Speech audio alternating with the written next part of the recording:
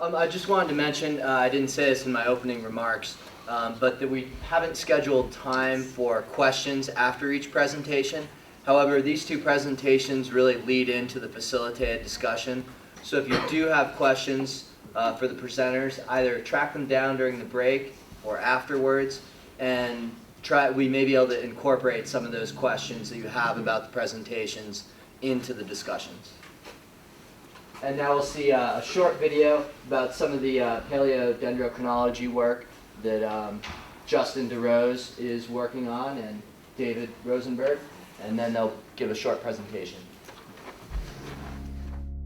Flow data that we're using in models is from the last 60 years, and that derives from the instrumented record, which is when we've been able to measure flows in rivers.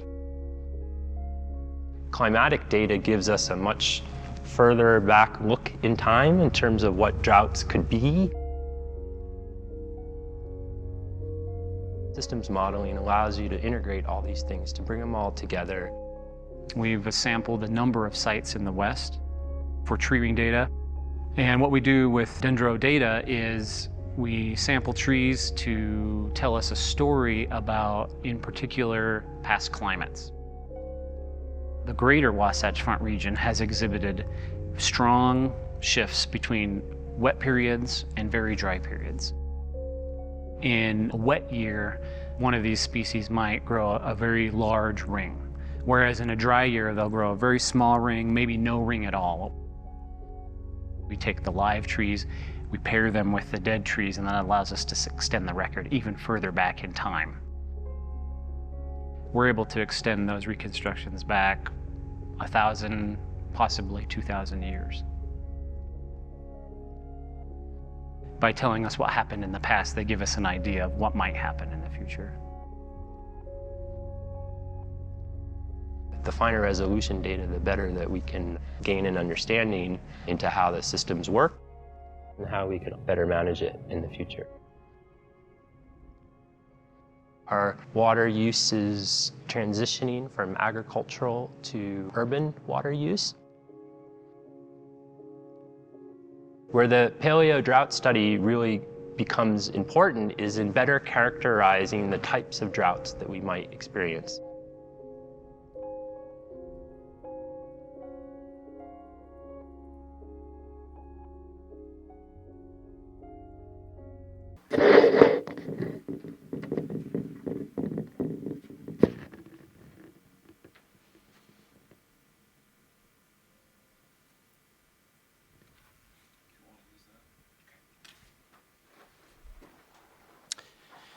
Okay, well, I hope you paid attention to the video because I'm not going to cover any more than that.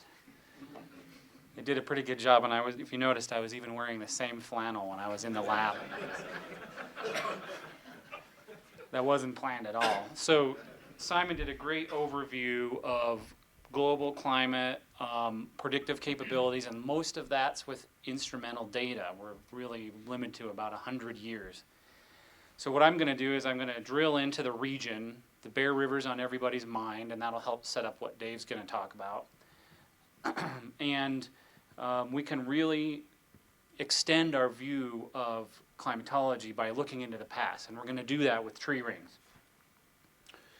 Now, many of you have sat through some of our presentations where we focused purely on tree rings, and this is just going to be a short rendition to kind of remind you where the data comes from and how useful it is. If the full meal deal is something that you want to see in the future, you want to see all the excruciating details about how we sample and cross-state and do statistics, then make a note of that, and maybe in a future meeting we'll do that again. But the short version is when we're looking for ways to reconstruct climatic variability, we have some questions to answer. We need to select the right sites, we need to select the right species, and then we need to think about what it is we're trying to reconstruct. So in this case, we're going to reconstruct a particular gauge that has a fairly long and clean data history, the Utah-Wyoming border gauge on the Bear River.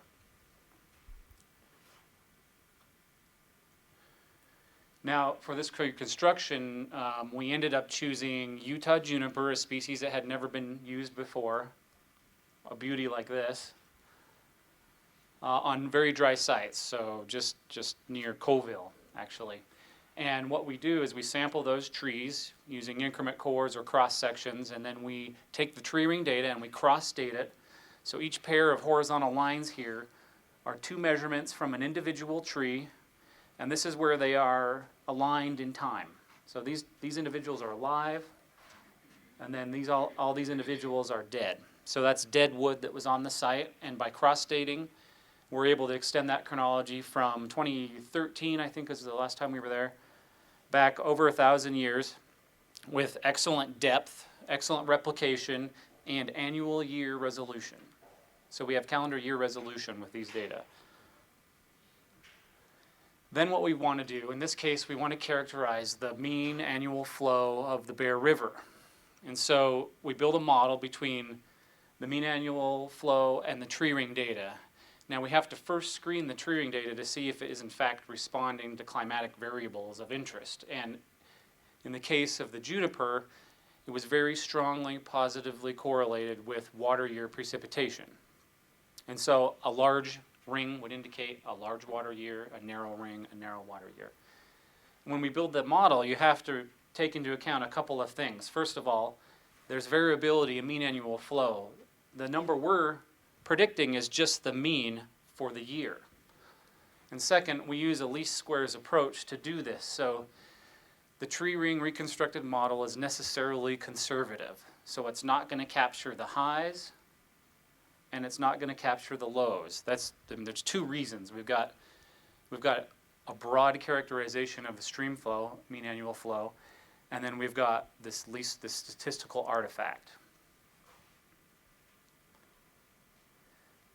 Given that we have very good reconstructing skill, we can account for 2/3 of the variability, and we can come up with a reconstruction. So this is actually a picture of the Bear reconstruction with a whole bunch of noise. But what you can see is we have over 12 years of reconstruction, lots of variability in mean annual flow, and then there are these lower frequency patterns. Now, if we only use instrumental data, we would be limited to what we knew right over here in this piece of the graph. So now we have all this low frequency variability Simon mentioned that helps us predict what's going to happen globally. For example, these huge areas of extended drought. Now we can smooth that record and look at the long-term variability of pluvials and droughts. I think this is useful. In this case, we're centered on the mean of the reconstruction. So this is the flow here of the reconstruction. Now, what if we use the mean of the instrumental period? My picture shrunk. We have a different picture. So the mean of the reconstruction was a lot different than the mean of just our instrumental data. That suggests that our instrumental data are recording a wetter on average period than we've seen in the past. So that's something to think about. And that might be something to think about it in terms of operations. Are we currently in a wetter regime? We can take these data along with other reconstructed data we have for the Wasatch Front and make comparisons between periods where we've got wet pluvial conditions across the board or droughts across the board. And this gives us a better idea of a regional pattern. Another thing we could do that might be useful, these numbers are contrived, but I thought I would present this just to see if this is a useful construct. We could take, say we could enumerate the droughts that fall below 5% of the mean in the Bear River, or 5% of the observations in the Bear River, and calculate how often those occur every 50 years. Or maybe we would take the recurrence interval for below 50%. How often do those return? And we could change the exceedance level and come up with numbers to give us what we would call a return interval of particular drought conditions. Now, you might be wondering why we chose the headwater gauge, because that captures very little, that measures very little water in the system.